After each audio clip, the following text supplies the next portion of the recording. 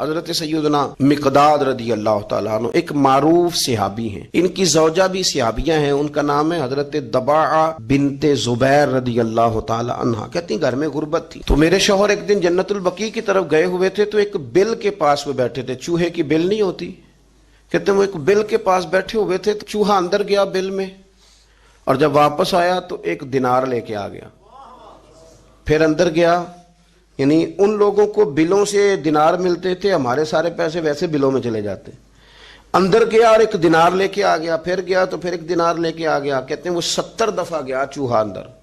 اللہ قرآن میں فرماتے ہیں تو مجھ پہ بھروسہ کر، وَيَرْزُقْهُ مِنْ حَيْثُ لَا يَحْتَسِبُ، وہاں سے روزی دوں گا کہ تو نے کبھی سوچا بھی نہیں ہوگا، میری ذات پر بھروسہ کر، پھر میں تیرے لیے بڑے دروازے کھول دوں گا۔ فرماتے ہیں میں نے وہ پیسے اسی طرح اٹھائے 70 دینار اور میں نبی کریم کی بارگاہ میں لے گیا، میں نے کہا حضور اس طرح کر کے نا چوہے کی بل سے 70 دینار ملے۔ اب بات کو سمجھے نا، جب دینے والا دینے پہ آئے تو نبی کریم نے 2 جملے ارشاد فرمائے، 2۔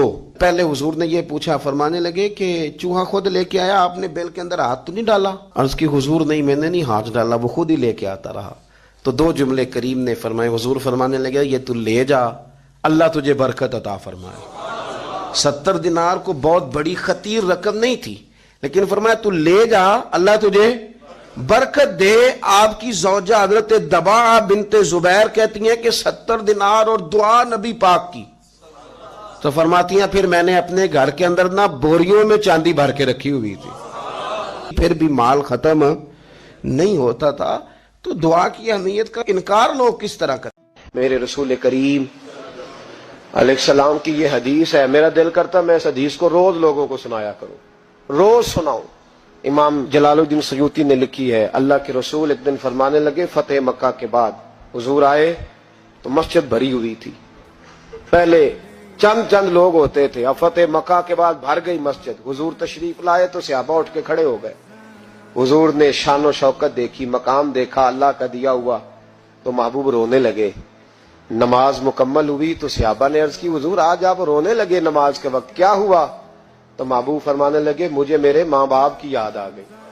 ایک حدیث میں صرف اماں کے لفظ ہیں، ایک جگہ فرمایا مجھے اپنے، اور فرمایا میرا دل کرتا تھا کاش آج وہ دونوں یا دونوں میں سے ایک ہی موجود ہوتا۔ فرمایا میری اماں موجود ہوتی، میں تمہیں نماز پڑھانے آتا، میں سورہ فاتحہ آدھی پڑھ لیتا۔